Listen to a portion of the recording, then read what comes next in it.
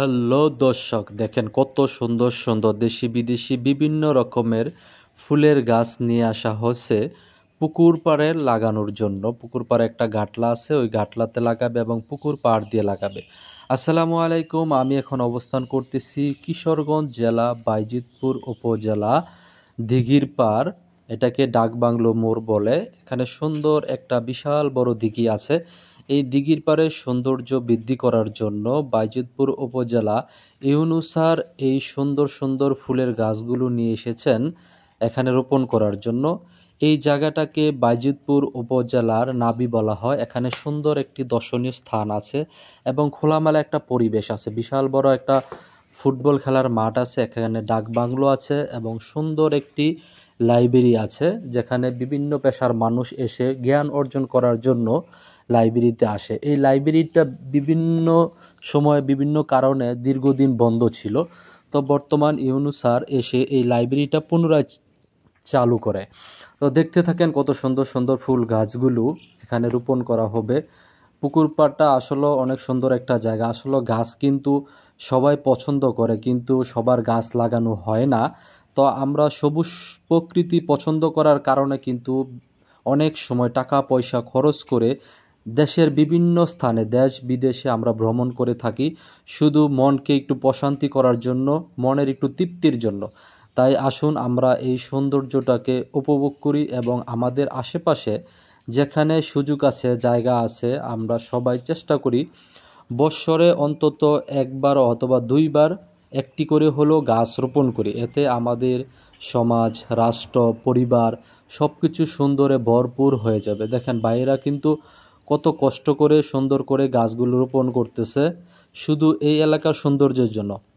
বর্তমান যে ইউনূস স্যার আছে, উনি কিন্তু একটা সময় এই এলাকাতে থাকবেন না, অন্য কোনো জায়গায় অথবা বদলি হয়ে চলে যাবে, কিন্তু এই সৌন্দর্যটা শুধু এই এলাকার মানুষ উপভোগ করবে। যদি সবাই এটা সুন্দর করে ধরে রাখতে পারে, তাহলে পরবর্তী প্রজন্ম এখান থেকে সুন্দর কিছু পাবে। তো দেখেন কত সুন্দর করে বাইরা কিন্তু গাছগুলো রোপণ করতেছে। সুন্দর একটা গাটলা, বিশাল বড় একটা দিঘি। আপনারা সবাই আসবেন, যে যেখান থেকে এই ভিডিওটা দেখতেছেন সবাই চেষ্টা করবেন কিশোরগঞ্জ জেলা বাইজিতপুর উপজেলায় এই দর্শনীয় স্থানটি উপভোগ করার জন্য, এখানে আসার জন্য। সবাই কিন্তু আনন্দ ঘন মুহূর্তের মতো এই গাছগুলো রোপণ করতেছে।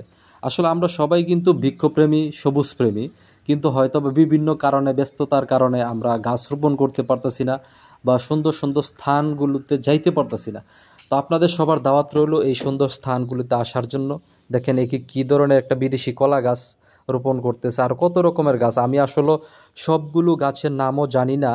তো সবুজ আমার কাছে অনেক ভালো লাগে, সবুজ প্রকৃতি আমার কাছে অনেক ভালো লাগে।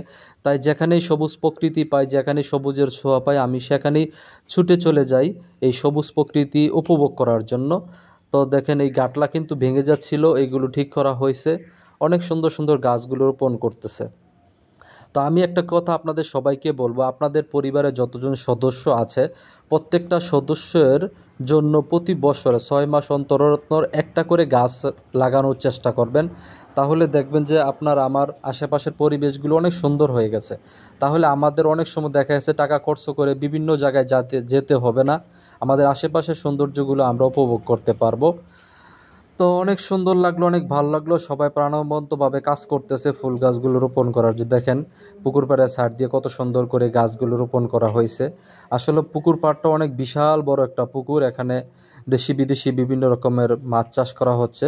আসলে এটা একটা সরকারি পুকুর, এটা লিজ নিয়ে তারপরে কাজ করা হচ্ছে।